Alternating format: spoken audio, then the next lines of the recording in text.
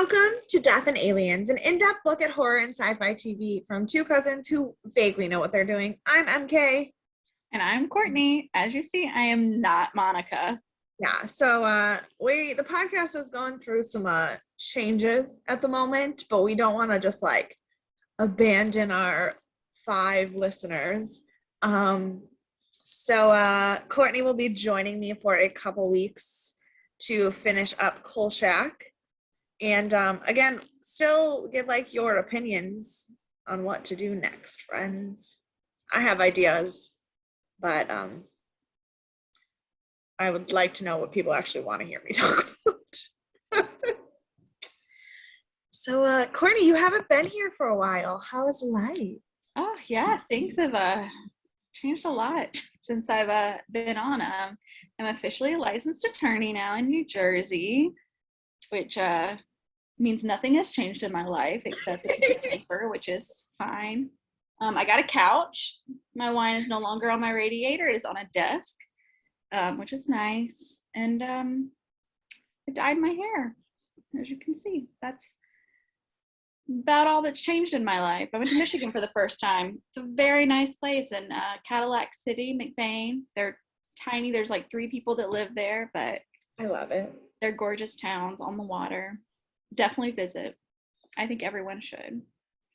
So yeah, how are you doing? Since the last podcast episode, I have started actually like really working for the school. I finally decided what books I'm teaching. What books are you teaching? So many. Well, because I have to, because I'm teaching 4 different grades, so I have 7 books per grade level. What's your favorite book that you're teaching? My favorite book that I'm teaching, I'm going to make my 8th graders read Great Expectations by Charles Dickens. It's my favorite book of all time ever. I still haven't read that one. I should though. I've read a lot of classics and I haven't. No, it's so good. And there's like 15 different movie versions. So like once you read the book, you can just watch all 15 and decide which is the best one. Are you doing Wuthering Heights? Do you do the Bronte sisters at all? No, Wuthering Heights and like the Bronte sisters and the Austen books are a little too much for middle school. Oh, that's true. You're in middle school. I forget sometimes. Yeah, me too. Because I was like, oh my God, I should read Pride and Prejudice. And then I go, that's a grade 12 reading level. Yeah. I do love that one. There's a place you need to go though, because you are an English teacher, called the Cheshire Inn in St. Louis. Oh my God, I saw your pictures. I was in the Emily Bronte room. I love Wuthering Heights. One of my favorites. It's what I wrote my senior English paper about. So I've been banned from the public library in my city because as a teenager, I accidentally stole, and by stole, I mean I just borrowed and then never returned because I loved them too much. Wuthering Heights, Jane Eyre, and Pride and Prejudice. I mean, they're all great books. If you're gonna steal anything, those are the ones. Yeah. You can come use my library. We got lots here. But yeah, you got to go to Cheshire and it's great. Some of the big rooms were like Sherlock Holmes had like one of the biggest rooms. They had like a bridal suite there. You could get married. Look, if I don't get married at the Garden of Love in the Bahamas, Cheshire Inn's a close second in St. Louis. I'm gonna get married in a castle. The problem is like a castle. At this point I'm like trying to figure out if I'm gonna get married because like Same. It was funny. My aunt was like, we need to find you a nice boy. And I said, I don't want a nice boy because a nice boy can't handle all of this. And she goes, I don't mean nice, like nice. I just mean like actually treats you like a human being and isn't a human trash bag. Yes, I agree. Speaking of human trash bags. Oh no.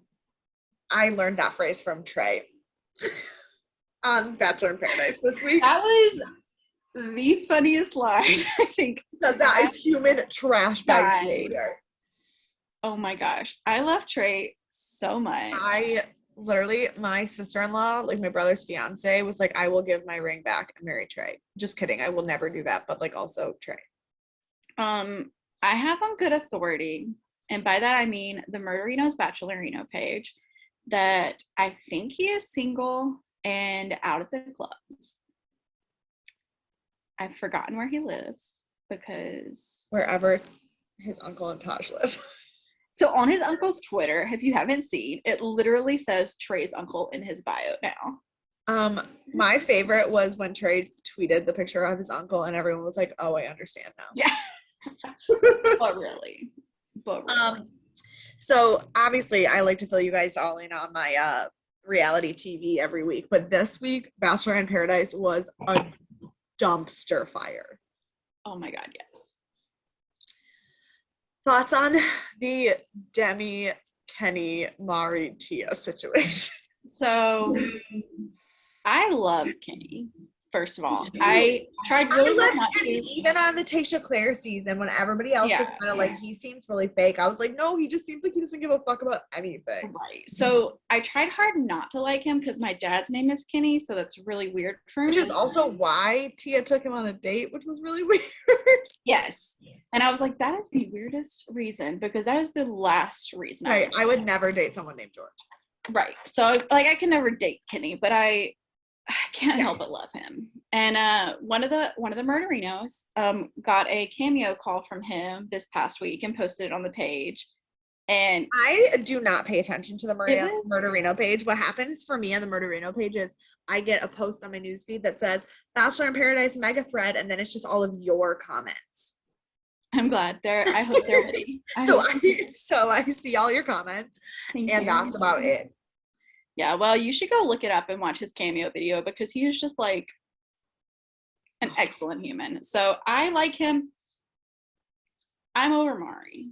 I feel like here's my thing. I don't think that, well, Tia aside, because Tia really wasn't there for the drama and she just came in and took the guy who was the hottest on a date and he said yes. Like, fine.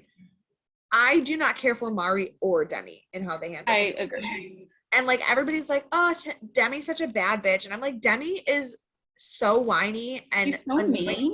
And she's this season. I'm like, I used to be a big Demi fan, and I'm just done with it this season. She's put me on such a roller coaster because I hated her. Was she on Colton season? She's on Colton season. So also, I watched the first. Oh, also speaking of that, the number of anti-gay things she has said about Colton while being actively a member of the LGBT community is like, I'm done. I'm over. Yeah. Like I watched the first like 4 episodes of Colton season and then didn't finish it. I already didn't like Demi by that point. Then I watched her on the Bachelor in Paradise, whatever season that was. And I was like, okay, she's a human. She's all right. She's just finding herself. The thing is, I just wanted her and Jordan to do commentary forever. Like, I don't want her to do anyone. I just want her and Jordan to do commentary. But now, like, Bachelor Nation hates Jordan. And Demi apparently hates everything that she stands for. I don't think I hate Jordan. I mean, he annoys me a lot. I don't think I'd want to be. My problem is that Bachelor Nation hates him purely because he took a job with Turning Point. Yeah. And that's not. And I really don't know how you can be like, I love someone as a human, but then also find one thing out about them and decide you hate them. Yeah, that's kind of like my whole problem with a lot of like who Bachelor Nation deems acceptable and not and cancel culture. I know you talked about this in a previous episode. Yeah, cancel culture I agree. But like honestly, canceling Demi because she is I would never cancel Demi. Yeah. I just don't like her anymore. But she is not, like, people keep commenting and they're like, Demi makes me really miss Corinne. And I'm like, yes. That is the correct response. Because Corinne at least has the self-awareness to realize that she's being problematic. Right. But her problematic was never like anti-LGBTQ community. No. It wasn't like it was just like anti-everyone. She was like, I'm better than you. I know I'm better than you. Kind of like Victoria. But I like for some reason Victoria when she decided she was a goddess, I was done. I was done long before this. No, I mean, I never liked her. Much nicer on Paradise. They seem to not hate her. The girls actually seem to like get along with her. So I was like, okay, so she is a person. I think she came on and said she was a goddess for like literally to just be like, I said all this last season, I have to come back and make a statement. And then she was like, but I'm gonna be a real human now. Like, yeah, I think a lot of the producing of Bachelor in Paradise this year is garbage. I agree, because there's a lot of like really slow, like I think, was it Monday night's episode that was just Tonight's like episode was so slow. took 1,000 years, and then the last like 15 minutes of Tuesday night we were just like, here's everything that's gonna happen forever, and it's like, oh my god, why didn't you just start with that? The last 15 minutes of Tuesday night, I have never ever hated someone as much as I hate Kendall. Okay, hold on. So I love Joe, Grocery Store Joe, one of my faves. He is who I would want to date in real life. The Italian home family guy. He is probably the epitome of who I want to date. So I love him. I also love Kendall. And fun fact, Rachel found her on TikTok, does not know who she is. She's never watched a Bachelor show in her life. Started sending me videos of her on TikTok, and she's talking science facts. I've always liked Kendall. She's always been strange. I watched Kendall's podcast that she did for a while. Like, I liked Kendall. I always found her a little pretentious. Yeah, I get that. But I liked her sense of humor. Yeah. But for her to wait for a year after they broke up because she couldn't commit to a decision, and then to come back and spring this on him on TV when he's already made how uncomfortable he is with being on TV in general very clear. And then to walk up like there's no problems between them and be like, hi, butthead. No. So here's what I think about that. I think neither of them wanted to move. I think it was both of them were like, I'm not doing this. Here's the thing. No, because I watched Nick Viall's podcast with Joe from 2019 when he and Kendall were still together and super happy. He did not want to move to LA initially, but then he moved to LA for Dancing with the Stars and ended up being really comfortable in LA, and said that Dancing with the Stars was a really good experience for him to get comfortable, right? To get comfortable living in LA without it being for Kendall. Mm-hmm. And so it really helped their relationship, and they were in a good place. But after a while of living there, and then with everything that happened in the world last year, he was just not comfortable being away from his family. And he's like, we've lived here for a while. We are like, we both know we need something to change. Let's try to change it by moving to Chicago. And she said, absolutely not. And that's the thing, is for me, it's like he compromised for her. She wouldn't compromise for him. They obviously ended things in a way where they both were like, we still have feelings, but in the legitimate long term of life, we don't work. Yeah. I mean, I agree with that. I do agree with that. And I think that, but I don't think it's all on Kendall, her coming to Paradise. I think I know Joe and Natasha have their podcast. That's part of why I'm mad at the producers, because that whole entrance spiel about, I still miss Joe, I still love Joe, I think he still loves me, that can't be the only thing she said about Paradise. Oh, absolutely. Absolutely. You know that that's what happened. So in the end, I hope they get back together and work it out. I don't. Because part of it is I actually really like him and Serena together. I didn't think I would, but I do. I'm here, Miss. But my other thing is, I have heard from multiple people who do Bachelor Nation podcasts, who are in Bachelor Nation, who truly believe that Joe is being given the Bachelor edit on Bachelor in Paradise this year. And I would kill to have him be the Bachelor. So I've heard that too. And I think if he becomes Bachelor, he's going to be the male version of Katie, because he's going to be so down to earth. He's going to only be himself. So awkward and normal. And exactly. It's just going to be Joe. I think he would be excellent as Bachelor, but I do think he really loves Kendall, and so like I don't want him to like. I think he loves Kendall, but I think he's old enough to realize that if it didn't work for real life reasons, getting back together on TV isn't going to make the real life reasons go away. Yeah, I hope, unless she's like changed her mind to work it out for real, not for attention, for Paradise. Yeah, then but if she doesn't want to work it out and they don't end up together, I'd love him to be Bachelor. I think I like Serena P. I don't have anything against her, but I think she's a little immature for Joe. I think she's a little more more down to earth than she is. I think so. I think that's true. But like I said, I was surprised by how much I do like them together. Also, if Noah and Abigail break up, I quit. I will riot because I didn't like or hated dislike Noah. And I hated Noah. I used to make shit posts about his mustache. okay, that mustache was god awful. But him, I love them together. Abigail's in New York, and I see her posting in New York all the time. So I'm like trying to keep an eye out and be like, can I find her? Can I see them together? Like, no, I haven't. But I leave my house for work. The number of times that I realized that if the border was not still closed, I could have stalked Blake and Katie so hard. Oh my gosh, right? I learned recently that Riley lives in Long Island City. I did not commit that to memory for some reason, because he is very attractive. And then I realized that he also wants like 30 kids, and I was like, okay, never mind. That's why I did not commit to memory where he lives. But he's like, I could walk to his house probably. He's right across the river. Kids. You come stay with me, and we'll walk over to Riley. Honestly, I'm intimidated by Riley.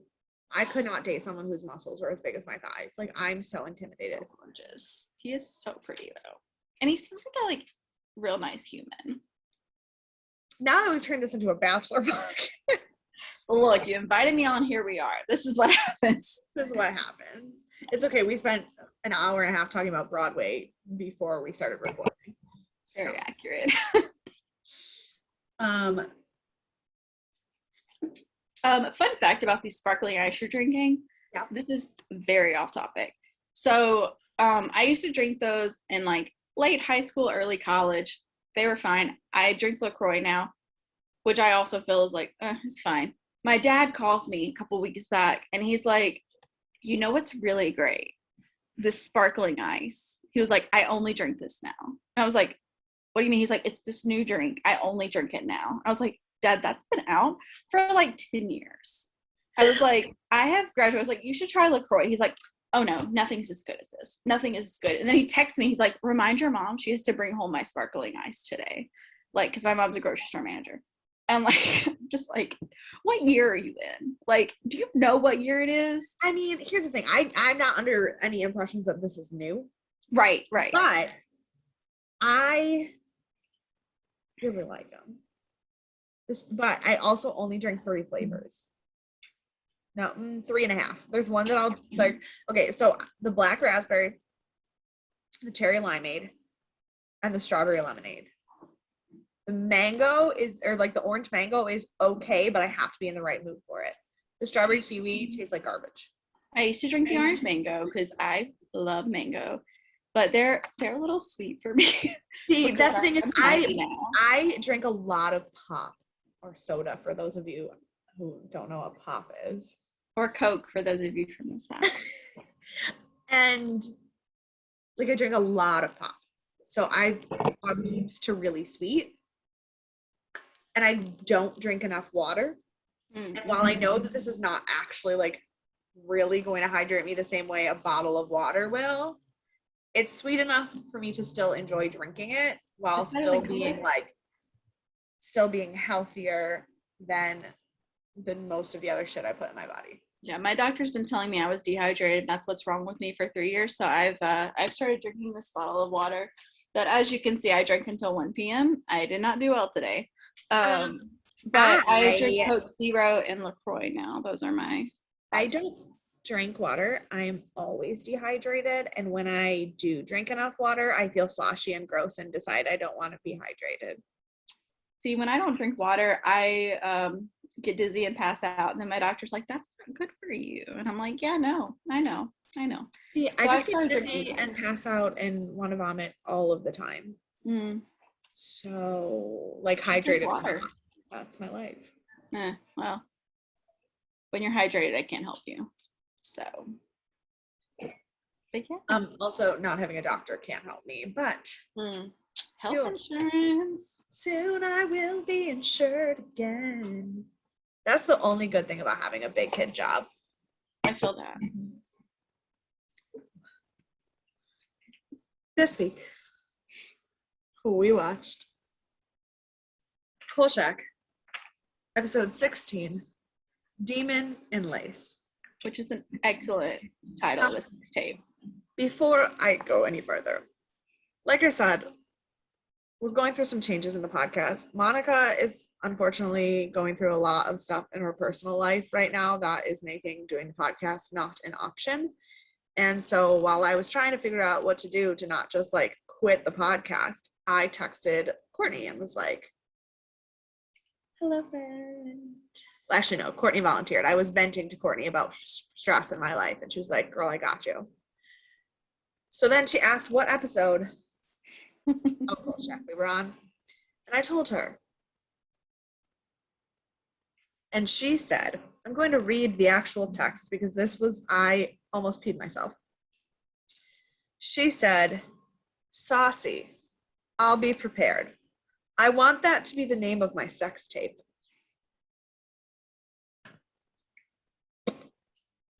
Unfortunately, there was not a lot of sexy in this episode. Which I have something to say about later. It was rated 7.9 out of 10 stars. So on the higher end of our episodes, but definitely not the highest. And it came out on February 7th, 1975. I almost was like, that's my birthday, but that is neither the month, the day, or the year of my birthday. So I don't know why that was my thought. I did text my aunt because she likes these kind of shows. She was born in the 70s. I was like, what year were you born? She was like, why do you need to know that? I was like, I need to know if you were born before or after Kolchak. She was born in 71. So, but she has watched it. So yeah, like my dad and my uncle, my dad was born in 67 and they watched this as kids. And which obviously I talk about a lot on the podcast. But I also like, I watch this and I just cannot fathom being like 7 years old and watching this. No. Not because I don't think it would scare me, but because I don't have the attention span to follow the story at 29 years old. I would not have the attention span to follow the story at 7. And there's so many nuances you would never get at 7. No. So the blurb says, when young men are dying of heart attacks on a college campus, Kolchak sharpens his pencil and learns about an ancient tablet from the Middle East that is linked to a bloodthirsty creature taking the form of beautiful women. That is the most run-on of run-on sentences I have ever heard. So I didn't hear the blurb, but it makes sense following the show. But I just gotta say, there are worse things than demons who are hunting down frat guys.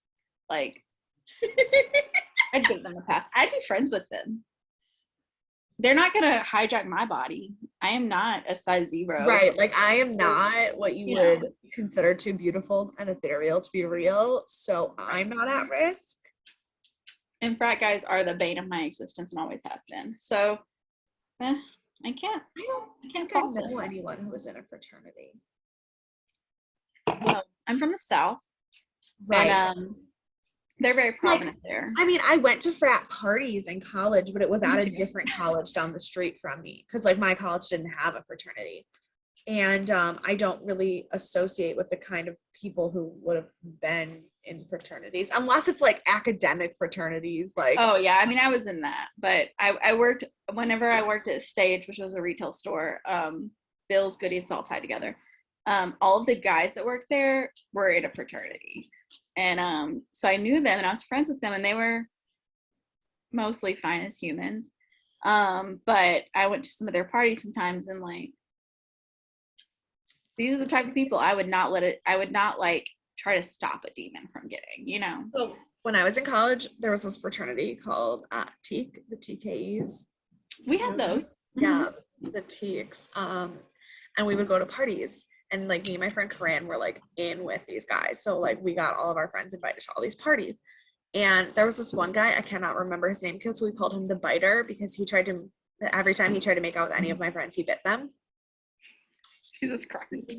And then there was this guy who I was talking to mostly to get into the parties, but he like turned into a stage 5 clinger within like 27 minutes of knowing me, to the point where literally, and like this shows how horrible of a person I am. Like, quite honestly, it was not my finest moment, but like I could not get him to get the hint at all that I was not interested in him in that way.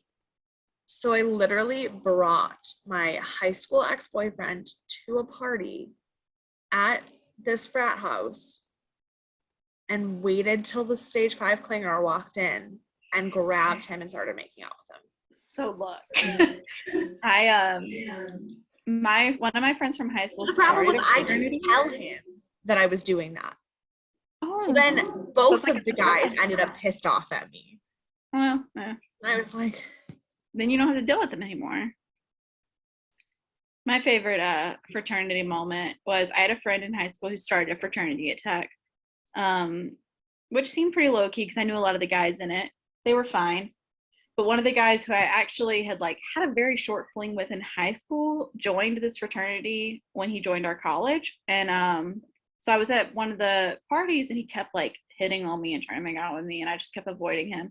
And then he kept talking to me and he kept trying to like, I'm sure he wanted to sleep with me. It was a lot. And so one night he texted me on his birthday because I didn't come to his birthday party at the fraternity. I was studying for finals. So he calls me, he's like, I need somebody to pick me up because I'm in like a bad way. And God bless my heart. oh my God, that is the most Southern thing I've ever heard, because I'm in a bad way. So I'm sure he said that differently, but that's how I said it. And so my heart couldn't take it. And I was like, I have to pick him up so he doesn't drive home drunk because he can't die. Like, I don't want to sleep with him, but I don't want him to die either. Right. Like, so I show up, I'm literally in sweatpants and a sweatshirt. I have glasses on, like no makeup. My hair is a mess. Like, I couldn't tell you the last time I washed it this day because I've been studying for finals. I walk in the house and he won't come outside. And I was like, are you kidding me? So I walk in and I have to walk all the way through this house, up the stairs. Everyone's talking to me, trying to like, oh, you're here for, I'm not going to say his name. You're here for what's his face and blah, blah, blah. And ooh. And I'm like, look at me. Do I look like I'm here for any reason other than to drive him home? I'm trying to drag him out of here. And apparently he showed back up at the house later. And I was just like, there's nothing I can do now. Yeah. I've done what I can do. I'm going to bed. But fraternities, demons can eat them all. That's my summary. Sounds good to me. I say a town has been ruined. Like, they talk about like, oh, this town has been ruined because so-and-so's come here. I know a town has gone to hell when the frat guys show up. That's my standard of rating. It was directed by Don Weiss, the returning director. The teleplay was by a bunch of people. David Chase, who's a returning director, and Michael Kozal. He only has 14 writing credits, but he created Hill Street Blues. I know of it, but I don't know anything about it. Mom, Hill Street Blues is the one that Sipowicz was in before NYPD Blue, right? Yeah, okay. NYPD Blue is a cop show from the 90s that I was obsessed with, and the one character, the actor, was in Hill Street Blues, and he played almost the same character in Hill Street Blues. And so I've never seen it, but I know what it's like because I know that character. Yeah, that makes sense. Then the teleplay and story were by Stephen, I think that says Lord. Yeah. Michael Kozal. Yeah. I don't know if it's the same one. One of the main writers in Buffalo, so like all the street names, Buffalo street names. Oh, interesting. I have to look this up. I only looked at IMDb's today because I waited too long to watch this because, you know, I am teaching now and it's horrible. What did your mom say? So one of the main writers on Hill Street Blues is from Buffalo. And so all the street names in the show are streets from Buffalo. Oh, I love that. But I don't know if it's this one. So I'm looking up his like bio of where, but well, now, yeah. I don't, can you work for like 32 seconds ever? I had to get a new phone. Yeah. I think you talked about that in one of the last episodes. Probably. I'm still complaining about the new phone. Confession, I binge watched all of the episodes this week because I was behind. Yeah. Courtney was like, I'm just a little bit behind, so you have to let me know what episode you're up to. By a little bit, I mean she was 15 episodes behind on I literally had watched the first episode and then I started Lexapro and I was like, I need to watch every dark show that's ever been created, ever. What And, did you watch? I watched a lot of foreign dramas on Netflix. Alice in Borderland was really good. It was a Japanese one. I've heard of that one. Very similar to like Escape Room style, but darker. I couldn't even tell you. I have a list somewhere. I could send you my list later, but I literally was just like, oh, I watched that. What's that summer one? It was on Hulu. It came out in not Endless Summer. What was it? That's a Bath and Body Works fragrance.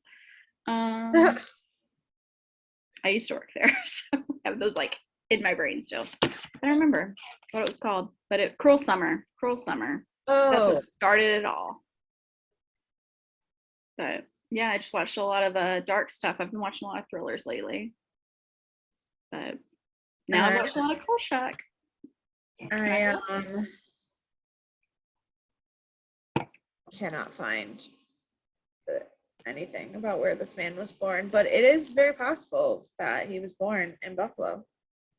I was trying to help you and I dropped my phone, so you'll give me 1 second to pick that up. I mean, no, like I would just went to every website that has a biography about him at all, and none of them tell me where he was born. Oh, I see. So we're back to Stephen Lord. Mm-hmm. I really can't tell if I wrote Lord or Land, except for that it looks like an R. So I think it's Lord. He only has about 43 credits. 36 were like one-off TV series, but he's most known for writing 2 episodes of The Outer Limits. Not very. I also haven't watched that, but I've heard of it. Yeah. It's from like the 60s. Yeah. Which doesn't mean I haven't watched it, but in this case I haven't. Then we have our guest stars. Let me tell you. There's 2 that I want to know if you recognize them before I tell you who they are. So the first one, the news reporter from Mountain Blue Hill or whatever she no, says. she is one of our guest stars, but no. Okay. So the first one is Keenan Wynn, who played Captain Mad Dog. He is the first time we've had a returning police chief on Kolchak. He was in the Spanish Moss Murders, which I know you watched yesterday because you texted me and asked me a question about, or answered a question that I asked you in that episode. Yes. Then there's Jackie Vernon, who played Coach Toomey. He is the one that I want to know if you recognized. The thing is, you wouldn't recognize his face. Okay, because I kind of like, I remember that I watched it twice because that's what y'all do. So I tried to fill in. PBH usually do, but this week I did not have time, so I did only watch it once. Okay, I did watch it twice, but that scene was very like low key for me, and I don't know for sure. But I did have a Coach Toomey in high school, so I may have got distracted by that. So Jackie Vernon only has about 15 acting credits because he was more known for being a comedian than an actor, but his best work is voice work because he is the voice of Frosty the Snowman. On the Christmas special? Happy birthday! Yeah. So was that the same like VHS that the Jack Frost and we had somebody else who guest starred who played. Oh yeah. Jack Frost. That was the same. Yeah, VHS, but it was right? those tapes. Yeah. So he was the Frosty the Snowman from all like the classic Frosty the Snowman, the Happy Birthday guy, and I knew that before I watched it, and then he started talking, and I was like, holy shit, he sounds still like Frosty the Snowman. That's so funny. See, I didn't look any of this up because I wanted you to tell me while we were on the podcast, but that's so funny. I love that. I bet so then we have best. Christina Holland. She played Rosalind Winters, the reporter for the Blue something. So she looked familiar, but I don't know if I know her. She only has 34 credits. It's basically like one-offs of all of those classic 70s TV shows. She was most known for a role on the show The Courtship of Eddie's Father, which, to be honest, I only know that show exists because it's the answer on a lot of Sporkle quizzes. No, I don't know. And maybe I don't know her for me where she might look like somebody, but because she looked familiar when I saw her. Carolyn Jones played the registrar at the college. I loved her. Oh, I loved her too, but I love her as a person. Okay. The thing is, she doesn't look anything like the character she's most famous for in this because she has a blonde wig on in this show. Because Carolyn Jones is the original Morticia Addams. No. Yes. Oh, I have to go back and watch the Addams. Yeah. I mean, it's over, so it's time. But yeah, so like the 1960s TV show of the Addams Family, that is Morticia Addams, but she has a blonde wig and is sassy, and it was amazing. I love that. I need to go back and She's watch it. also was in the original House of Wax movie. She was in Invasions of the Body Snatcher. She was nominated for an Oscar for the Best Supporting Actress in The Bachelor Party. Like, she's just a queen of. I did watch Invasion of the Body Snatchers 1,000 years ago, and I haven't watched the original House of Wax, just the new one. No, she is a classic horror queen. I love her. And then the last one is Andrew Prine, who was the Professor Spate. Is he related to John Prine? What? Is he related to John Prine, the musician? Maybe. He just passed. Got like 183 credits. He was in one episode of just about everything, like, and still is. Like, he was acting up until 2015 and was one of those people who was just literally in one episode of every TV show that existed. So yeah, I was like, Mom, before I started watching it, I go, Mom, this episode's gonna be so weird. We got Frosty the Snowman and Morticia Addams in the same episode. I don't know though. The one where you had oh, that guy who was a spy and the girl who was a cat astrologer. Yes. Like, it was just, that episode was bonkers. That was bonkers. That was way weirder. But yeah. No, this was a good episode though. I actually really liked this episode. Except for one thing. Mm-hmm. But we'll get to that. Because it wasn't really, it had nothing to do with the episode, just with me. Yeah, I feel you. So, first, we have a scene with a guy driving his car, and there's a lady standing in front of the car, and he just decides to go make out with her in a field. Yeah. My first thought was that this woman is too old to be playing with a college boy. Facts. The funny thing was that as I was writing that, she turned into the succubus, and I was like, apparently way too old. I just put sucks to be done. But like, I don't care really. Yeah. I she was so well dressed and so old that I was so confused where it was going. I have to say, this is one of the first, maybe the only episode so far that I've sided with the monster. There was one person that didn't die that I was disappointed that they didn't die. Mm-hmm. I agree. I think I know who you're talking about, and I agree. So then it's the next morning, and the police are investigating, obviously. And Mad Dog is the best chief in the whole show because he's the only one who just tells Kolchak to shut the fuck up. I love it. Yes. I really loved that scene. Because they were like, there's no law against dropping dead. I was like, that's actually not true. It's actually 100% not true. I mean, it depends. The person themselves, unless they committed suicide, it's illegal for them to die. In New York State, it is illegal to commit suicide because it is a lot of things too. But if they didn't kill themselves, if they just drop dead. Yeah, if they have a heart attack and just drop dead, like, I really don't think there is anything you can do about that. Right. So I guess not. That line, I just laughed. And then Kolchak repeated it, and I was just like, I can't with you people. There was a couple of really good lines this episode. I wrote it down.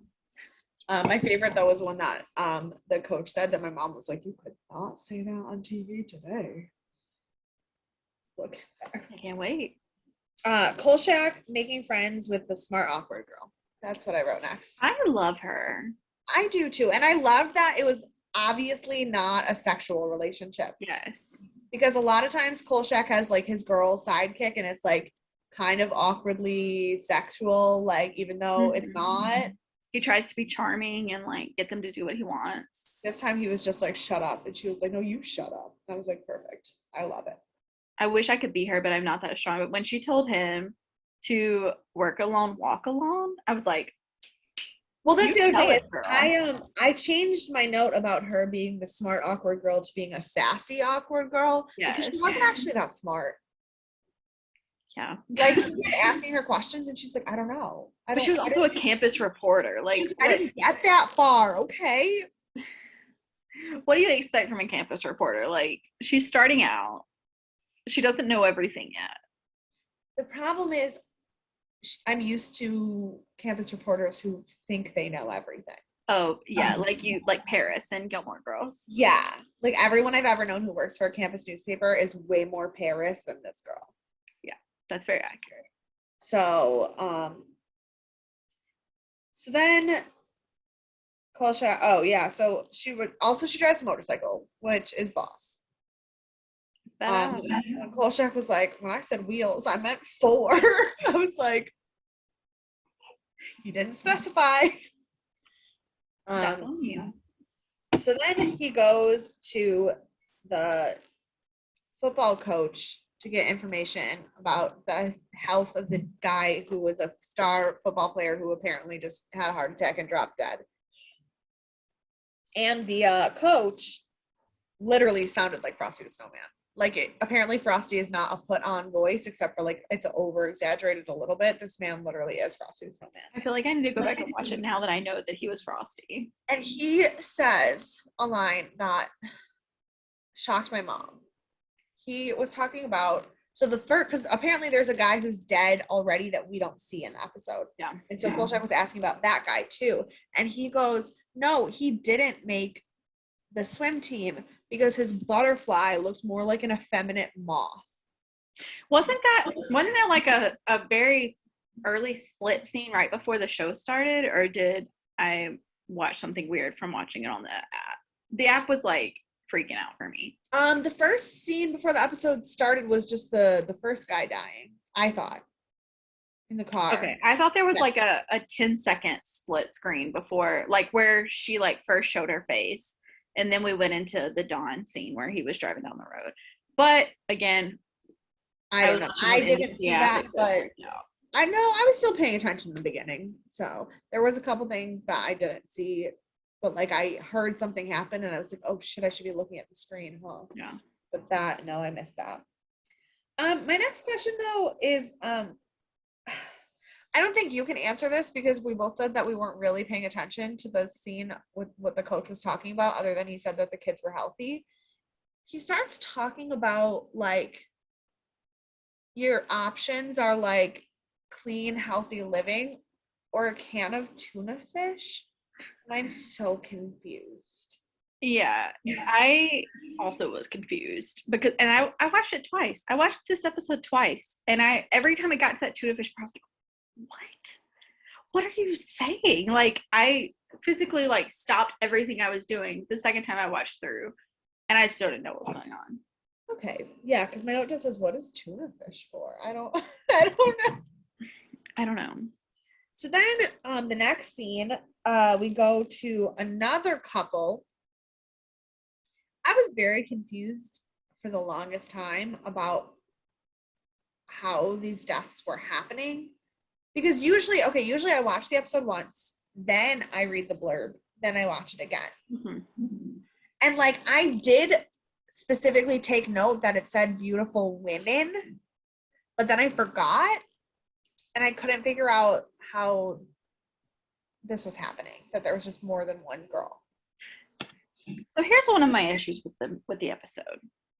So a succubus usually comes to you in a dream and is the most beautiful woman.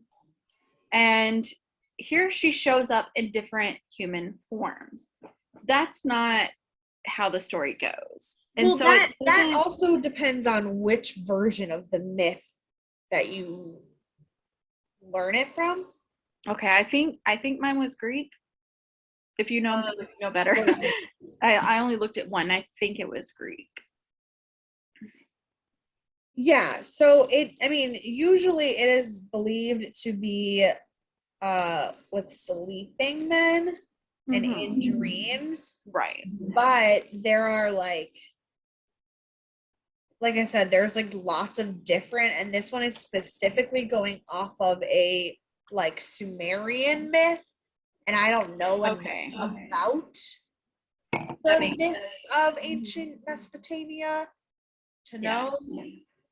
Although I did really like that they were talking about the Fertile Crescent of ancient Mesopotamia, because you know, like how there's like those 5 things that you actually learn in school, and that's all you learn. Yes. Mitochondria is the powerhouse of the cell. And Christopher, and in 1492, Columbus sailed the ocean blue. Absolutely. Those are the only 3 things that you learn in school. That's all I know. I actually saw a TikTok that was like of somebody making an education curriculum, and they were like, yes, what will we teach them?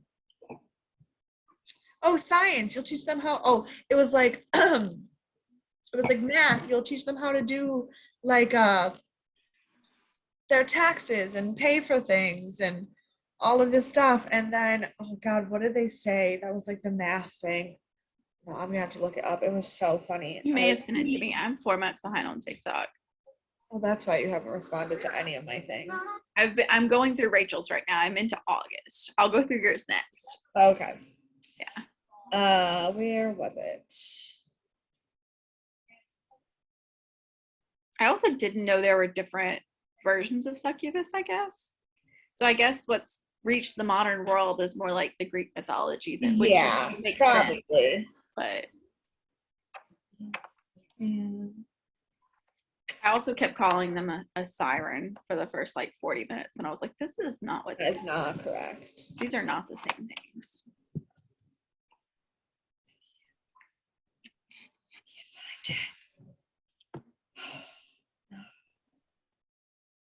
Oh man. No, I can't find it. But what? But it was something like something that stupid that we all memorize in math for no reason. A squared plus B squared equals C. Oh, yeah, she said hypotenuse.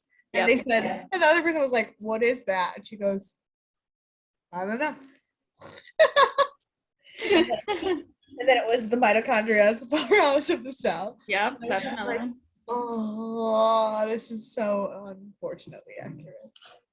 It is. It is. Okay, but so the second girl, who is apparently also being possessed by a succubus, falls down the stairs. And I have to say that was the most convincing death on the entire series of Kolchak. You're not wrong.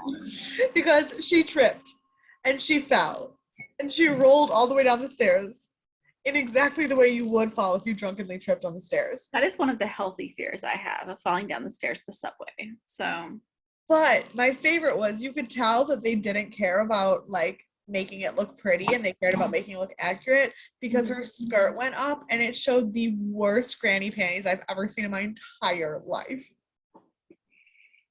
yeah. I was dying. But also, I think that's just what they wore then until like what, mid-80s? Probably. They just wore granny panties all the time. No, but the naked models in the fashion episode were wearing much nicer underwear. Were they wearing underwear? I don't remember. I only watched that one once. There was one scene where 2 girls were in their underwear. Yeah. But then came the part that made this whole episode be uncomfortable for me.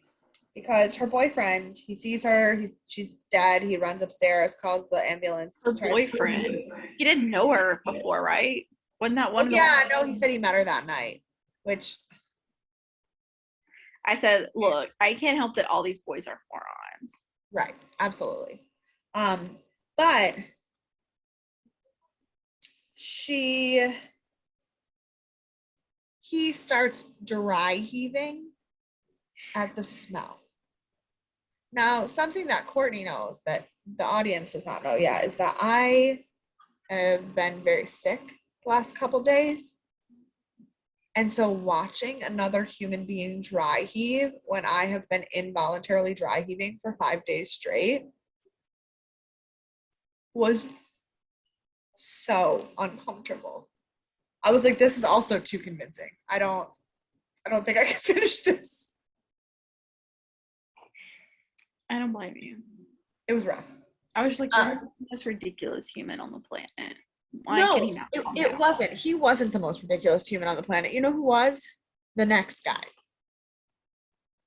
Because this dead girl who got up walked to this dude's house who was best friends with the first dead dude. Oh, no, because the one who watched her die was her boyfriend. Okay. Are you okay? Yes. Because then she goes to the other guy's house and she knocks on the door in the frat house. Oh my God. And That she's guy. like, you don't know me, and I didn't know anyone who could introduce us, but like, can I come in your house? And he was like, he had left work because he was so depressed that his best friend was dead. And then some girl was like, do you want to see my titties? And he was like, yes, I do. That's when I wrote down, look, I can't help that all these boys are morons. Like I wrote, I wrote major fucking dumb. This is why they all deserve to die. I'm sorry, that's a bold statement, but look, they make stupid choices. That's not my fault. No, the boyfriend whose girlfriend fell down the stairs because they were drinking too much, who fought in Vietnam, I feel bad for him that his girlfriend was dead. The guy who was like so sad that his best friend was dead, but also completely willing to bone a stranger, don't feel bad. Exactly. But I guess that was the Tinder of the 1970s. What, walking up to random people's houses? Frat houses? The stupidest things happen at frat houses. If someone ever knocked on my door and was like, you don't know me, but you should want to. Look, I'm not even answering it. If I don't recognize you, I'm not opening the door, whether you know I'm here or not. I don't care. I mean, granted, in college, I definitely did open the door for strangers. Oh, I didn't. Did you dorm, though? I lived at the college apartments around the corner with Caitlin, and literally a guy knocked on our door at 3 a.m. Jamie answered the door one time because we were watching a movie, and then he came back later, and I called Jamie, and I was like, Jamie, that guy's still here. I was like, do I need to call the police, or do we need to, like, chase this guy off? Yeah. See, I never answered it. I lived in dorms. Mm-hmm.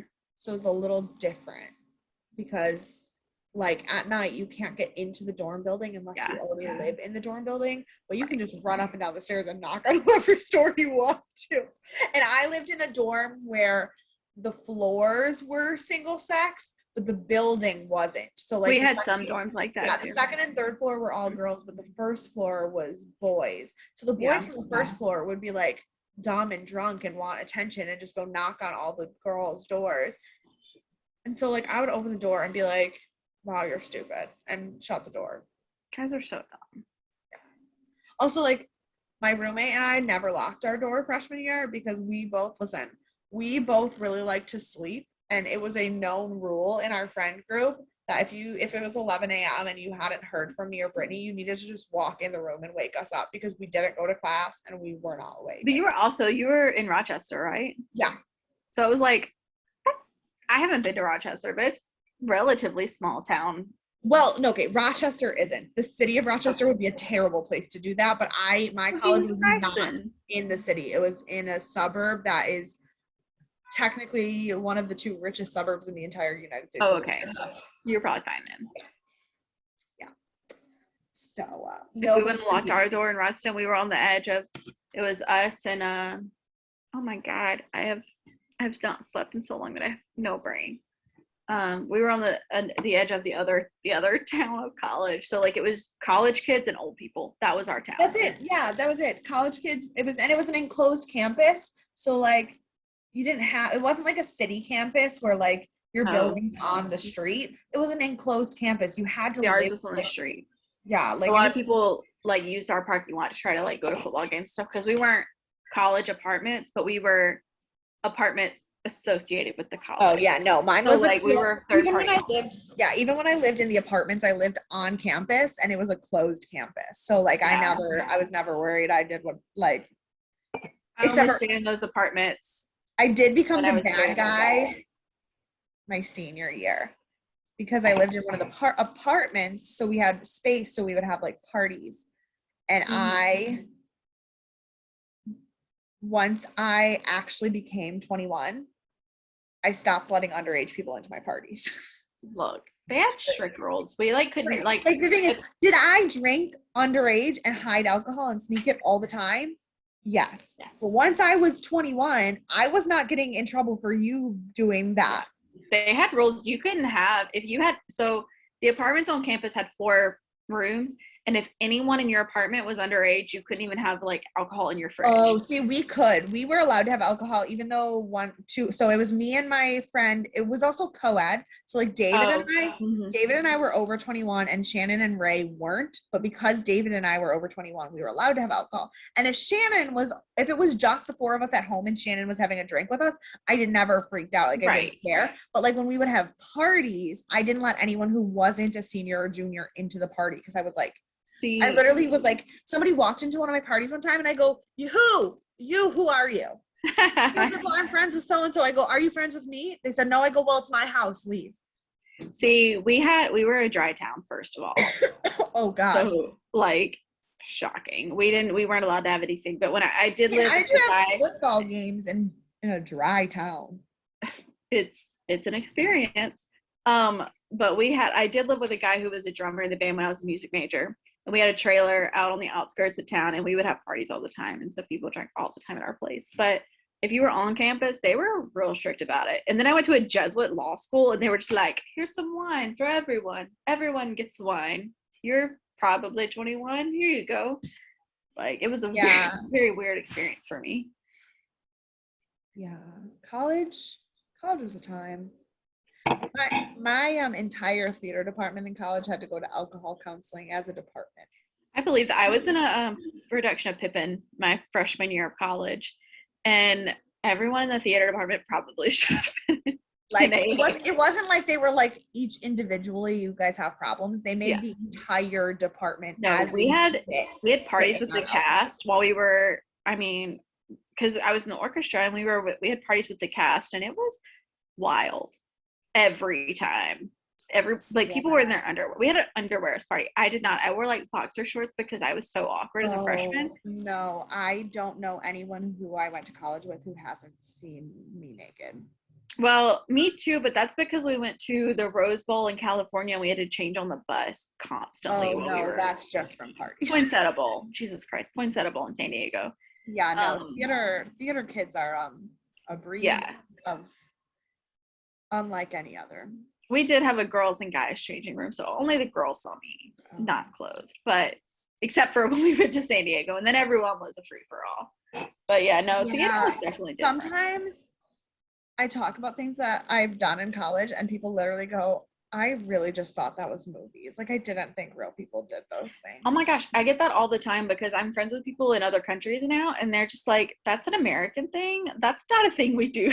And they're like, I thought, like red Solo cups, people talk about those all the time. Oh yeah. And I'm just like, no, it's real life. We played beer pong. It's what we did. Yeah. Anyways, we were majorly derailing. Box parties. And what a box parties? Listen, what a box party was that you would go into teams, and in one of the apartments with the 4 doors, you would like the teams would each get locked in one of the apartment doors until they finished everything that was in this box. And it was like the cheapest alcohol, the most disgusting things. Like there were like mini bottles of like Goldschlager. There was like but it was like it would be like an entire box just filled with shit alcohol, and you would be like Goldschlager.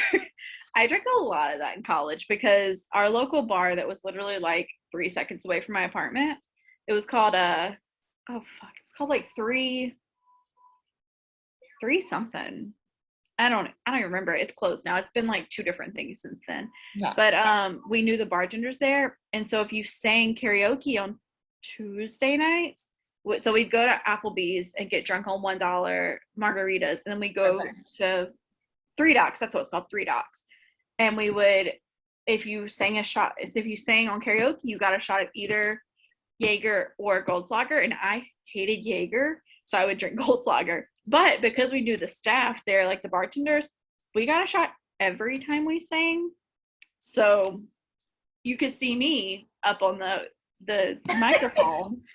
I would probably have like 4 or 5 shots every time we went to Three Dogs. There was a night me and Caitlin went home after Three Dogs, and that's when we lived together in the apartment 3 minutes away. And we just laid on our living room floor, and Jamie walked in. He was like, "Are y'all okay?" And we just were laid out on the floor asleep. So one time, Kate and I got drunk on margaritas and laid on our apartment floor listening to VeggieTales. That's the one. She does love her VeggieTales. Sure enough, the hairbrush song. Oh yeah. So I relate to that. But this box party. So the last box party I went to was my freshman year. And like, let me tell you that when I tell you that my life doesn't make sense, like this is, so these box parties where you had to like, and there would be like weird candies in there too, like, and you had to finish everything in this box to get out of the room. But also at this box party, my friend Chris. I know Chris. Yeah, you know Chris. Chris decided it would be a really good idea to play truth or dare with everyone at the party. Oh, only God bless. on his phone. Only no one was paying attention. So he would just like randomly yell your name across the room and tell you what you had to do. And then I've been that person. So we're sitting there stupid drunk because of these boxes. And all of a sudden Chris yells my name. And I turn around and the hottest senior in the entire school just grabs me and starts kissing me. And then I dated him for 3 years. Lean in. Oh no, was that the guy you lived with in New York? Oh God, Chris is the worst. Right? It was all because of Chris. Anyways, you can cut all of this out if you want. We are rambling. You know, we'll see. We'll see how long the episode is. So then the next morning, after this dumb frat guy deserved to die dies, Kolchak is literally Kolchak was like, he upped his sneaky game so much this episode. Oh my God, I was here for it. He was hiding behind the door with his recorder inside the apartment, recording what was going on. And my favorite was when Mad Dog asked if the other frat boy had funny vegetables in his room. I laughed. So I was like, of course he does. He's a frat guy. Like, and I was like, are you talking about weed? Is that funny vegetables? Yes. Yes. Oh my gosh. Yes. Oh gosh.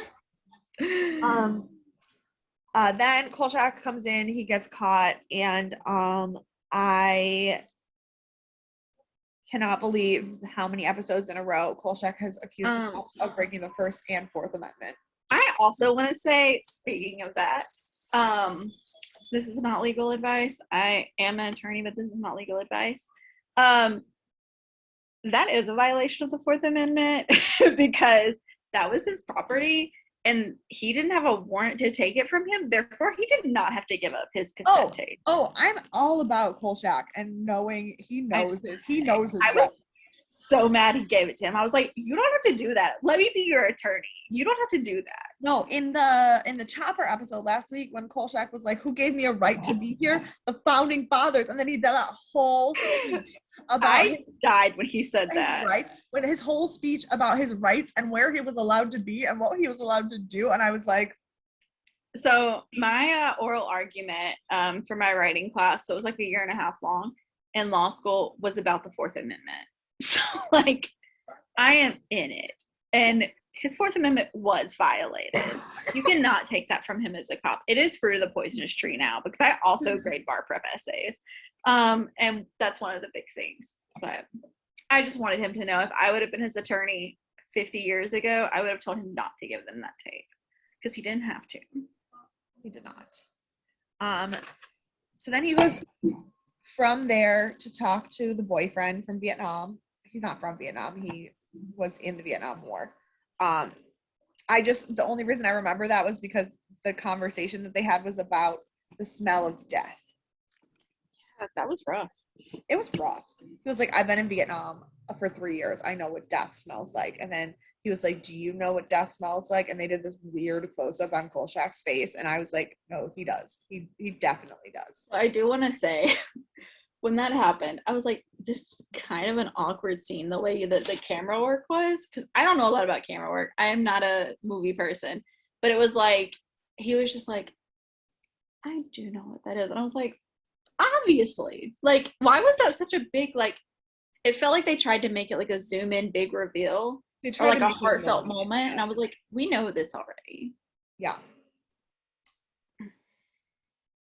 But also, I will say, in the world in which people did not watch TV as serially as we watch it now, they could be trying to do something to indicate that Kolchak does know what death smells like.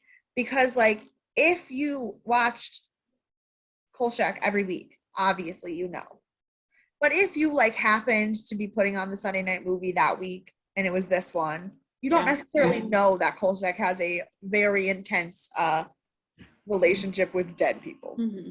I guess that's true. I was just thinking, like, the 70s, like, so let me preface this. I don't know history. I do not know when dates happened, but I assume there was a war relative to the 70s. 1975, April 1975 is when the Vietnam War ended. Okay. So all of this is happening during Vietnam. So I was like, people know what this is like. And especially as a reporter, you probably came across death. So it didn't seem like. Well, I mean, the Vietnam War, nothing ever happened in America during the Vietnam War. But like reporters covering it, they've covered people they've talked to probably. Oh, they've talked to people for sure.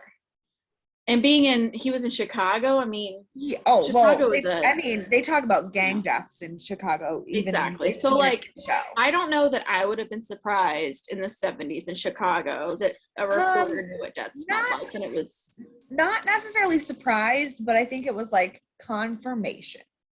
Yeah, I guess.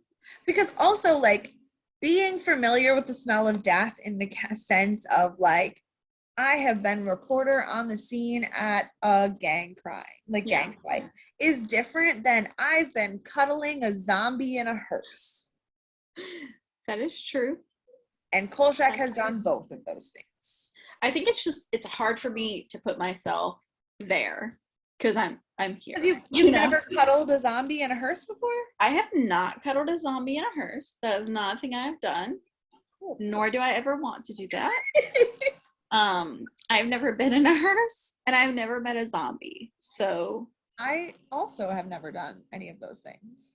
I've only been in a limo once, and that's the other part of funerals, and it was not for a funeral purpose.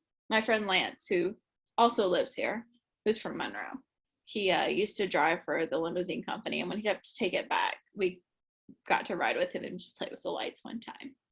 It was not for any reason. It was very fun. It was like 15 minutes of my life, and we just got to like turn lights on and walk around.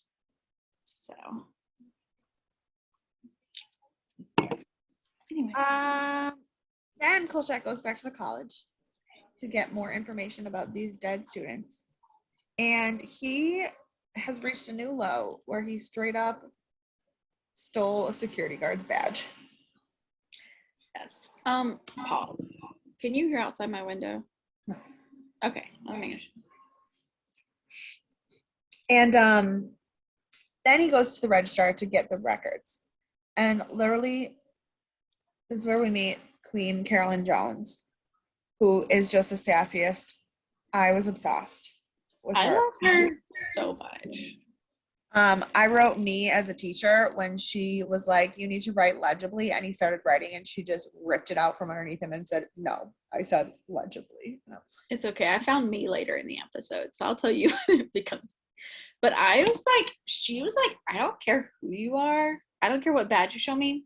No one goes in that room. No. And I was like, and then, but also she was like, she's like, you're going to need to fill out the long blue form. They're going to give you the pink form and they're going to try to tell you that's the right one. It's not.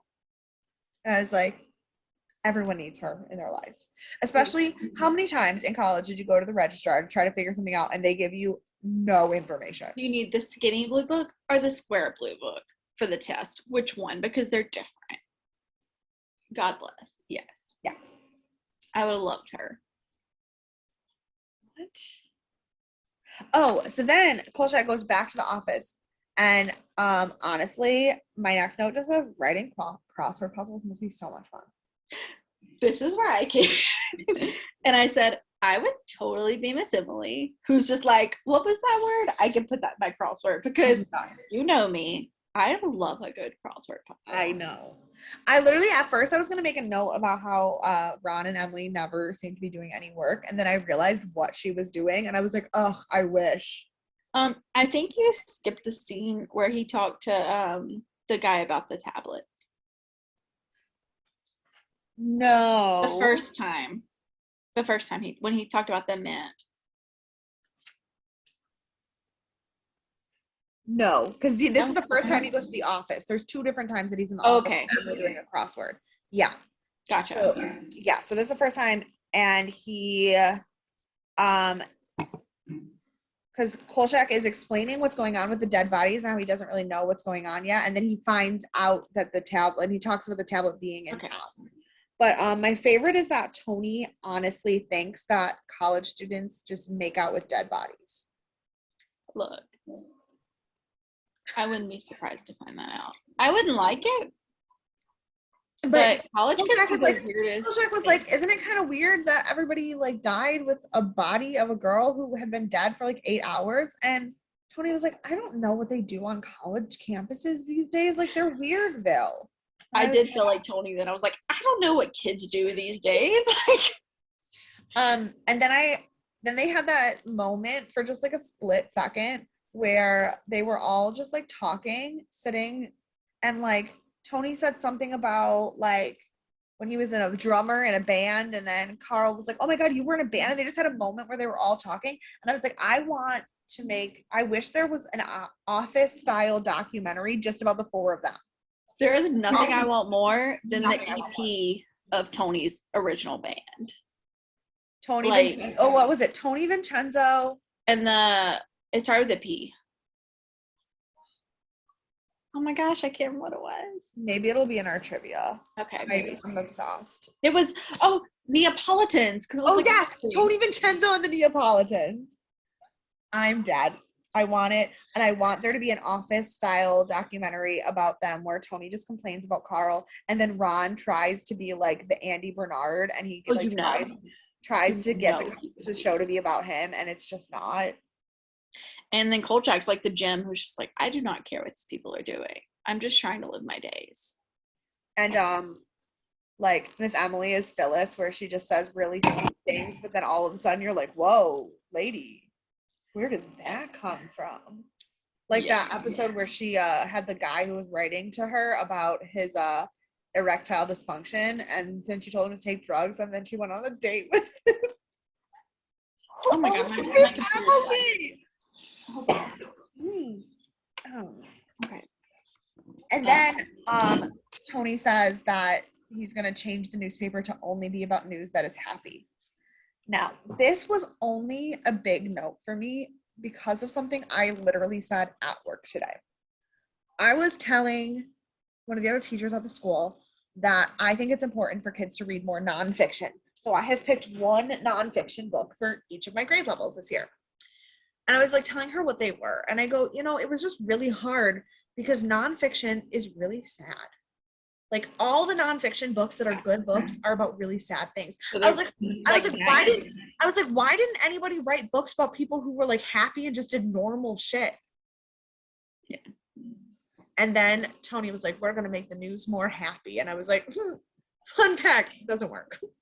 Nobody's gonna read it. Literally, when he said that, I laughed out loud. And then I was like, Tony, don't you know sex sells?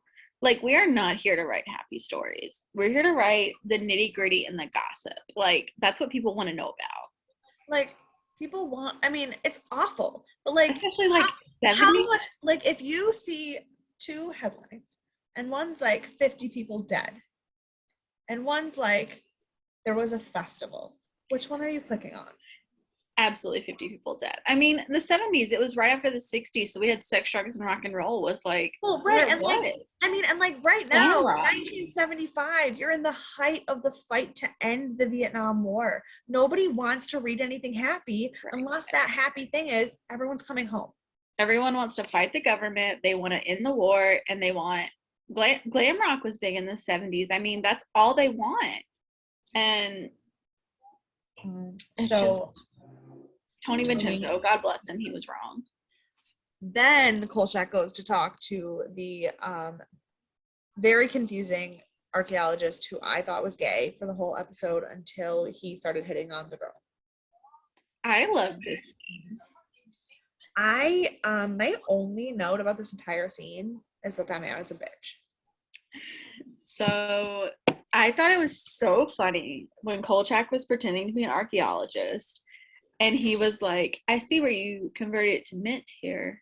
And he's like, there has to be cooking involved, like a lamb. And he was like, and the other guy's like, oh yeah, jelly. He was like, no, I don't think it's jelly. And he's like, this has nothing to do with cooking. My favorite was he said, it couldn't be jelly because they didn't have a lot of gelatinous substances back at the time except for calves' hooves, and they weren't really using those.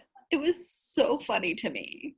I was like, first of all, Kolchak was 100% accurate in that statement, and where did he get that from? I was like, way to like dig in, Kolchak. I was like, this is one of those times where you just like commit. Yeah. You commit and you are in it. And I could not get it. I thought it was so funny. But also like just everything that the architect guy was saying about like, I am a better architect than this man. He was mad to begin with. It doesn't matter what happens to the students. It's such a shame, but like, I'll just get a new assistant because my work is so important. I was like, stop sucking your own dick. Right? For real though, I thought the same thing. I was like, okay, you're not that great. I don't know you, but you're not that great. Then we go to my one thing that I have to say about Kolchak as a show in general is that when random people die, we get these unnecessary backstories about them, even though it's not part of the story. Yes, like this girl, she worked so long and she was so tired and she laid down to make herself a cup of coffee, but then the coffee never did get warm and she got very cold. I was like, you could just be like, another bitch died. But really. But really, that's all that matters. Then I went on a deep dive because the Spanish lady who came in and found her dad looked really familiar to me, and I don't think I know her. I think she was just very like typical she was in the Sister Act movies, but like as an unnamed nun in the choir, so like not anybody that I would have known. She was such a stereotypical role though. Yeah, but she just had a really familiar face. She kind of looked like the girl who was in Cagney and Lacey, who is I haven't watched Cagney and Lacey. No, but I bet I would love it based on what I know about it. Yeah, but then she's been in a ton of stuff since then. Like, oh no, I'm gonna be. Why do I not? I can't think of her name. Oh, Tyne Daly. I don't know who that is. I mean, you probably have seen her before. She was in Spider-Man: Homecoming, apparently. I've watched that. She also was in like Judging Amy. I didn't watch that, but that was with who did that movie or that show? Was that a show or a movie? That was a show. It was what's his face that directed it, I think, or like wrote it. I have no memory today. It was about his ex. Oh, here's somebody that she played for one episode, but you might still actually know it. She was Derek and Amelia's mom on Grey's Anatomy. Oh, okay. I mean, I'm sure I've seen her at some point. I'm about 5 seasons behind, but That means I've still seen like 15 seasons. Oh, but she was in a 2019 episode and a 2009 episode. I probably saw her in 2009. Yeah. But like she was in Burn Notice. I haven't watched that yet, but I have it on my list. So good. I've heard that. But like Professor used it as an example.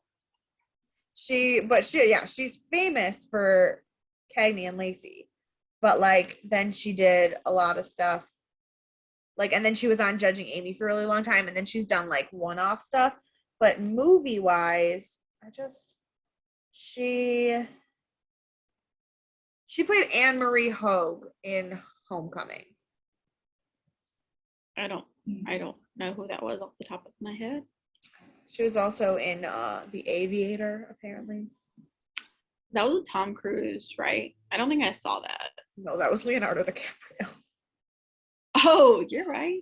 You're right. But she's also been on Broadway a lot. Oh. Recently. Well, last time she was on Broadway was 2015. Yeah. So I've only been here since 2018, so I haven't seen anybody before that. But yeah, Tyne Daly. That's who she looked like. I knew it wasn't Tyne Daly, but she looked like Tyne Daly, but then it was no one. Then Kolchak takes all this new information and goes back to the office, and he's researching succubus and demons. And that's when Miss Emily is like adding to her crossword, and she's like, that's when I said, I miss Emily. I am butting into the conversation and creating a crossword from it. And unfortunately, in this scene, I realized that I am Ron because we have the same sense of humor. Because Tony said we need lighthearted, funny stories.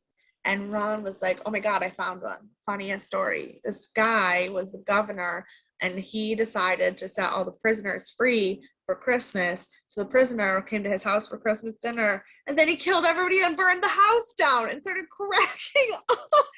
I did laugh. I did laugh at that part. Oh my God, Ron and I have the same sense of humor. Yes. It's really unfortunate. That is. But Kolchak I goes laughed. back. Yeah. Tony did not. Kolchak goes back to the crime scene again. Well, not back, it's a new crime scene. And he's talking to the Spanish lady, and then Mad Dog decides that this crime spree has been committed by both the mob and a psychopath.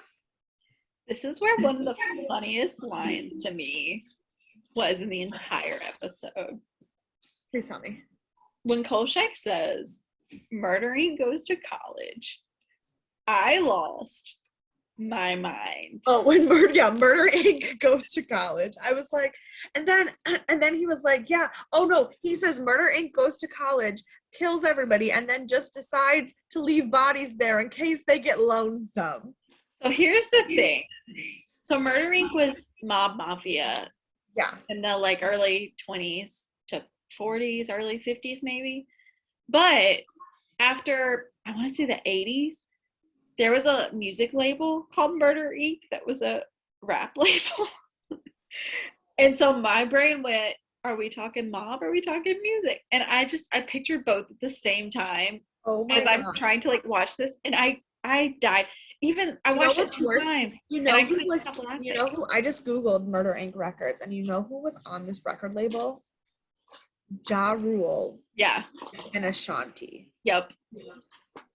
It was a big label especially the 90s. I don't think it's around anymore. Ooh, that's weird. So Murder Inc. We've got Irv Gotti, Ja Rule, Ashanti, like Cadillac Ta, Bobby Brown, Lil Mo, and Vanessa Carlton. Oh, I didn't know Vanessa Carlton was on it. I was like, I knew about the rest. Christina Milian. I knew Christina Milian. I don't think it's not around anymore though, is it? I don't think so.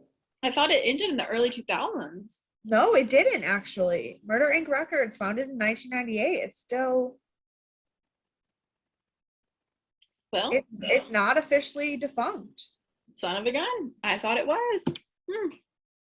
But that's what I went to when he said Murder Inc. went to college. I mixed it with the mob and the music label, and I could not stop laughing. Oh, in September 2020, it was announced that Murder Inc. has a new distribution deal with Epic Records. Yeah, they're still happening, my dude.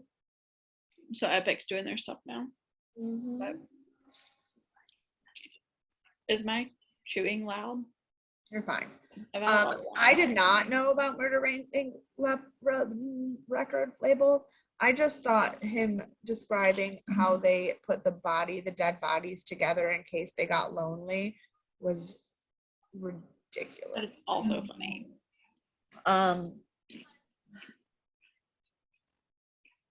Now, my next note says, "What on earth?"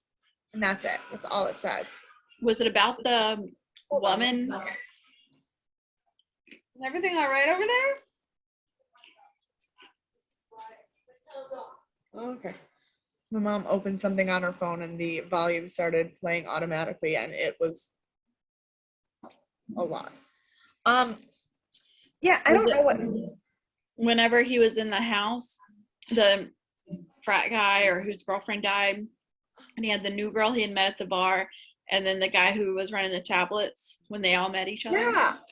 Yeah, it was the way this guy was like, well, it's a shame that everyone else is dead, but I need a new assistant. So welcome. Yeah. And also, this is why I thought the guy was gay. Because, first of all, he was very effeminate. But then also, he only used assistants that were hot young football player men. From the fraternity. Well, I mean, to be fair, in the 70s, only fraternity guys were capable of being in this type of field. Women were not. So it makes sense that he would pick men. Yeah, yes, but you would think someone with an archaeologist would want like the smartest person, not the most attractive. You know what I mean? They'd all died by now. All the people he picked before who were smart had died. But he never had a smart guy. He always had guys who were hot enough to get murdered by the succubus. That's true. So I was like, this guy is just a perv who's hitting on college kids. Until the succubus girl walked in and he was like, oh my gosh, it's like an angel has entered this room. I was like, no, he just likes attractive young people no matter what. Cool. So I wrote down, I wonder if that was pertaining to her laugh, because I made a comment about that. And I said her laugh was like the models from that episode a few episodes ago, where was it Madeline, when she was in the coven, made that like overacted laugh? That was creepy. It was the same laugh. No, you're right. It was about the laugh. You're right. That's what it was. But then my note said that I hope that that guy dies. I really wanted that guy to die if he didn't. I wanted him to die so bad. I was hoping when the hot guy and the girlfriend ran out and she was like, I'm so sorry. I was like wishing that it was because she killed him. I thought so too. Then Kolchak is like, did you see a girl here? And he's like, no. And I was so mad. I wanted him to die. But basically, Kolchak has to go talk to somebody who will give him real information, since this archaeologist dude is clearly giving him nothing. Yeah. So he goes to this other guy. I don't even know how to begin to explain what is going on in this scene, because this man has all the necessary information, but is also somehow trying to sell magazine subscriptions and fight narcolepsy. I laughed so loud when he was selling the magazine subscriptions, because he was talking about, what was it? The gun. When he said that you want like American gun something, and he goes, no, wait, no, yes, I'll give it to Miss Emily. Fine, I'll give it to Miss Emily. Pissed myself. I was like, I am 100% Miss Emily. I was right when I talked about the crosswords. Of course, she's like writing crosswords and reading gun magazines. Sign me up. Like, right. But literally, this man is like got ancient demon knowledge, selling gun things, gun magazine subscriptions, and literally fighting narcolepsy. I was like, what did I just, like, I thought I was having a fever dream. Look, maybe. So then Kolchak takes his information and he goes up to the office at the school newspaper, and he's working with Rosalind to try to figure out what's going on. And she's calling people and he's reading things. And at this point I had decided I didn't really like Rosalind anymore because she was being too dumb. Because also she said Mick Jagger was a 9.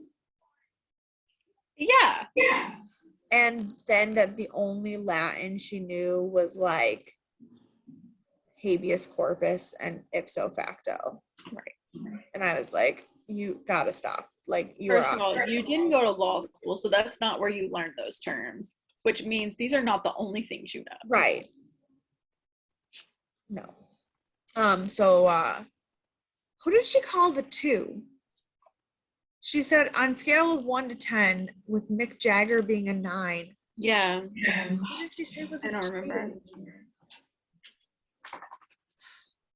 But then they have to go and make me feel bad for her because Kolchak was like, don't follow me. And she tries to follow, but then she forgets her motorcycle helmet. And then she goes back and they just have this weird close up of her deep sighing with her motorcycle helmet. And I was like, you just made her look dumb for 10 minutes just to have a weird scene where I now feel bad for her. Right. But somebody doesn't know how to make a TV show. Like, I didn't know. I'm so sorry. That's my alarm to take my medicine. I'll take it later. I don't know who I was supposed to feel bad for. Like, that's the one thing about the show is that, like, I don't know who I'm ever supposed to like. No one. Because they change their mind 8 times in the episode. Yeah.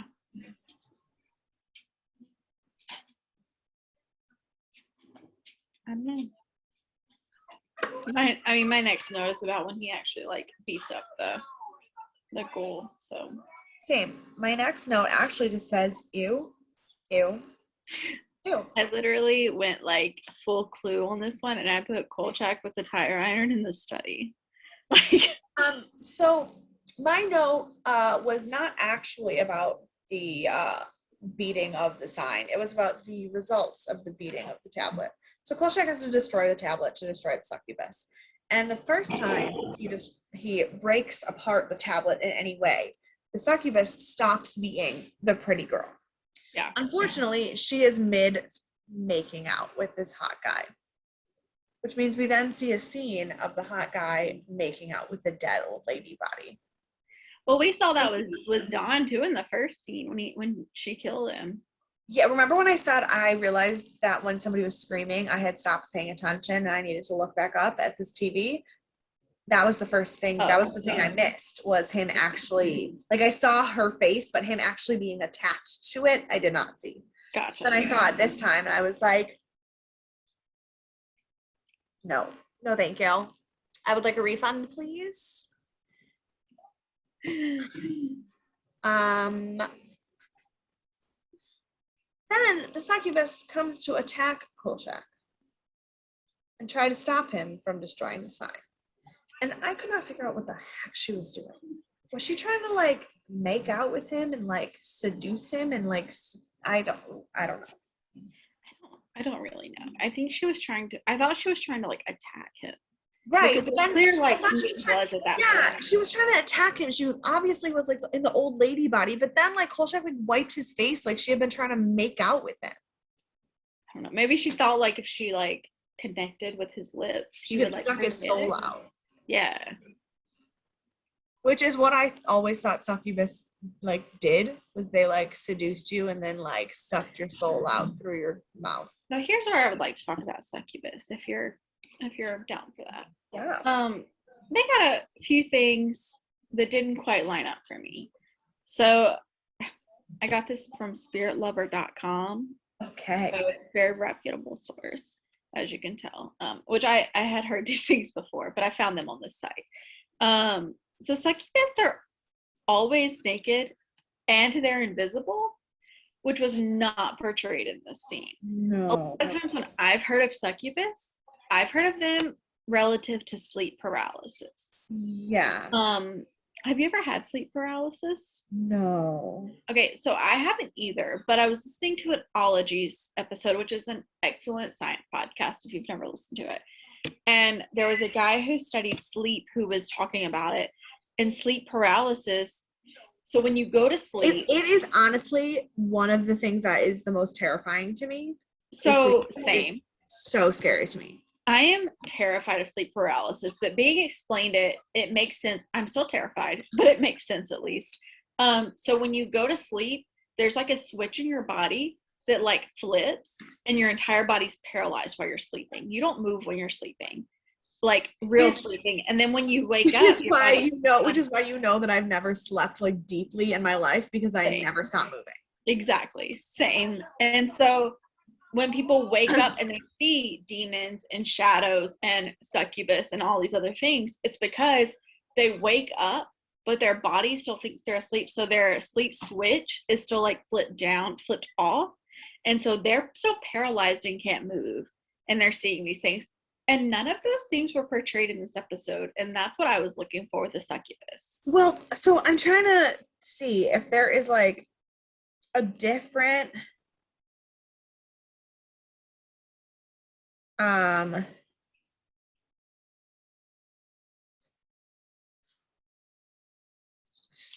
thing, but my dog is like touching me because I'm eating goldfish. So she's like, okay, so here's an interesting. So this is from mythology.net. Physical characteristics. Today, the word succubus conjures up voluptuous images, women with long, wavy hair, silky skin, flawless curves. They wear skimpy leather costumes to flaunt their bodies, and they don't try to hide the telltale signs of their demonic nature. Bat wings, barbed tails, curled horns, glowing eyes are all common among modern succubi. But these she-demons weren't always so glamorous. From the dawn of their legend well through medieval ages, succubi were considered hideous, deformed creatures.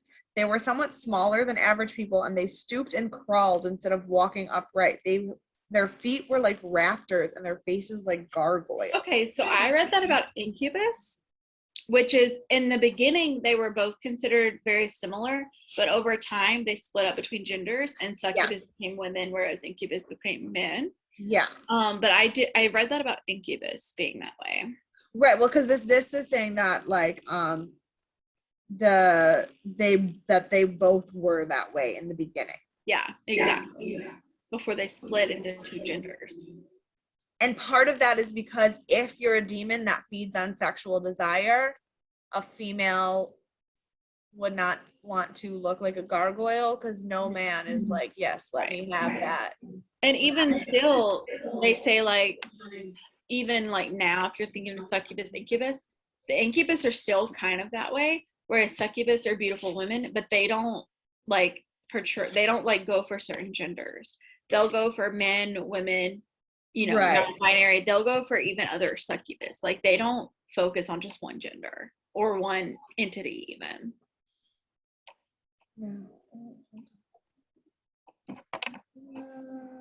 But I think so. I've listened to your podcast enough to know you're a lot more skeptical than I'm. A lot less skeptical than you, but I do believe that like looking at succubus and incubus and stuff falls more under sleep paralysis than anything. Yeah, I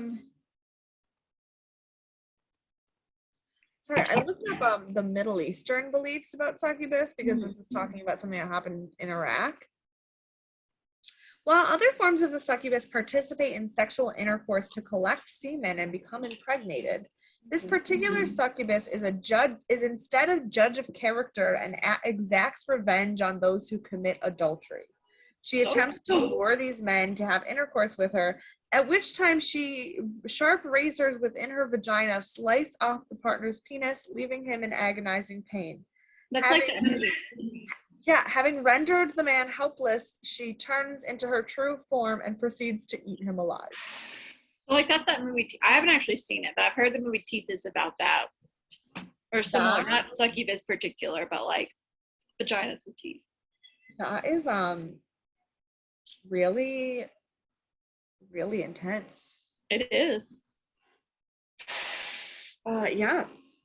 Oh, I can't put my phone away. It's trivia time. Yeah, it is.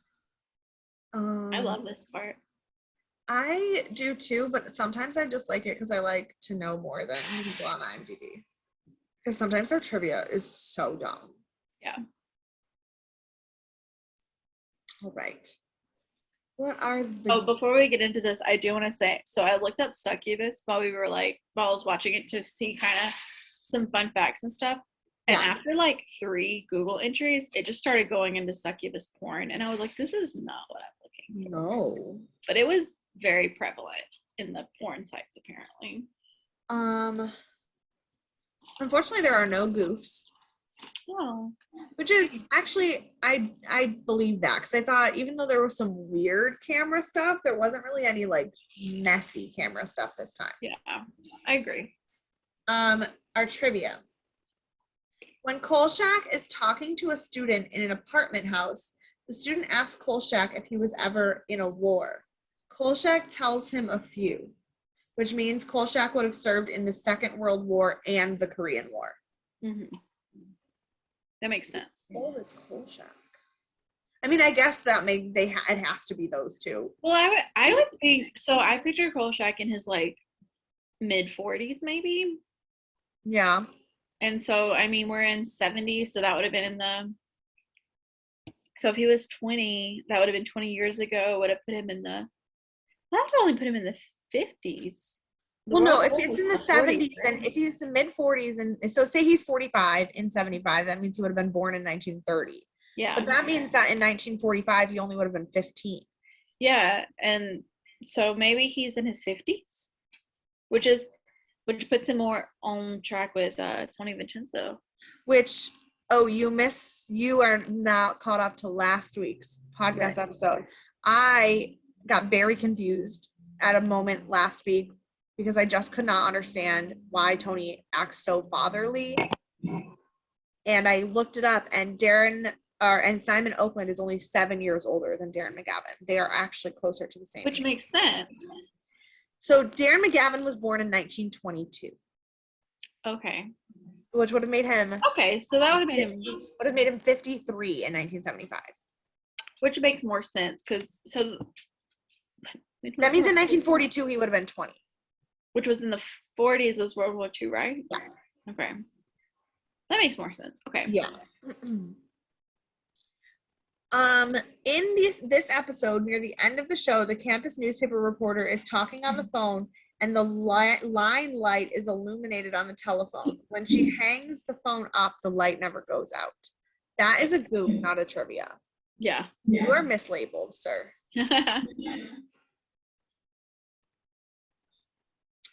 If you look closely, Carolyn Jones has the same hairstyle that she had in the Ellery Queen episode of The Adventure of the Hard-Hearted Huckster. The hard-hearted what? Huckster? Cockster? Huck, like Huckleberry Finn. Huckster? Yeah. What is that? I don't know. Apparently it's a show called The Hard-Hearted Huckster. That is a terrible name for a show, first of all. But a huckster is a person who sells small items either door to door or from a stall or small store. Like hawk? Like H-O-C-K? You hawk stuff? Well, yeah, but it's not. It's H-U-C-K-S-T-E-R. Huckster. They're wrong. You're not wrong. I think they're wrong because I'm right. No, it comes from a German base. It's definitely Huck, not Hawk in Germany. I don't know any German. Apparently German and Jewish is very similar. I learned that my first day at Cardozo because everyone was like, oh, I'm Jewish, let's talk German. And I was like, I have no idea what's going on right now. Well, a lot of Jews lived in Germany. I mean, hence the Holocaust. But well, I don't they're well, obviously, but they're like, you're saying Yiddish is Yiddish. Yiddish does have a lot of Yeah. But I wouldn't say it's, I mean, there are parts that are similar. It's No, not. but they like, it was easier for them to learn German because they had similar because things. it had So like similar- I showed up to my first class, which was like trademark or something here in New York. And they were like, oh, I'm Jewish, you're Jewish. I know German, you know German. And I'm just sitting in the back like, I have no idea what's going on. I don't know Yiddish or German, so I am not helpful here. I don't know Yiddish, except for like the words that have spilled out into like Patsky, chutzpah. chutzpah. I catch myself every now and then saying something German, I mean Yiddish. I'm like, I am not Jewish. I don't know where that came from. So to everyone who cares about my obsession with Tokyo Hotel, yesterday was the twins' birthday, and I posted it on Instagram, and they shared my Instagram post on their story, but also I looked at their story, and I'm the only person who is not part of it, who is not the official fan club page or an actual hand-drawn picture that they shared on their story. MK's basically famous. I'm obsessed. Also, I meant to say this on the podcast and I forgot, but when I was freaking out about Tokyo Hotel a couple weeks ago, I meant to also add that part of the reason why this podcast ended up with the name it did is because the Tokyo Hotel fan base are called aliens. I also want to reference this. This is a little bit related.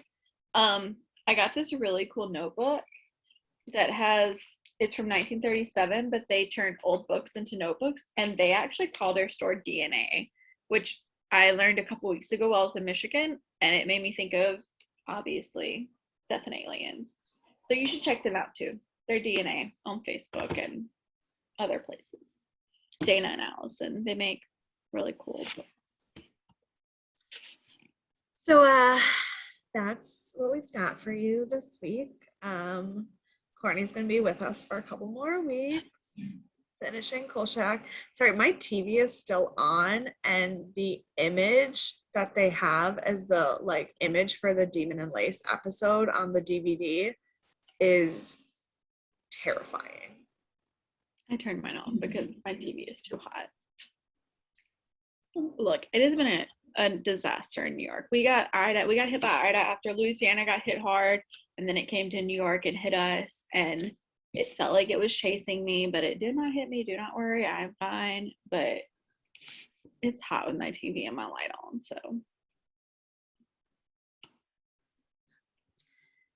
You can follow us on Death and Aliens on Instagram and Twitter, and email us at deathandaliens@gmail.com. You can follow me on Instagram and Twitter at EMKAY_superstar. You can follow me on CE Cloud, CLOUD 13. Literally anywhere from, Facebook, Instagram, Twitter, all of those. I'll also be posting more on With a Book in Our Hands blog page where I review books. Yay! This month. I signed up today, so I'll be posting more this month. That's where you can follow me though, anywhere. And we will talk to you next week. Bye. Bye.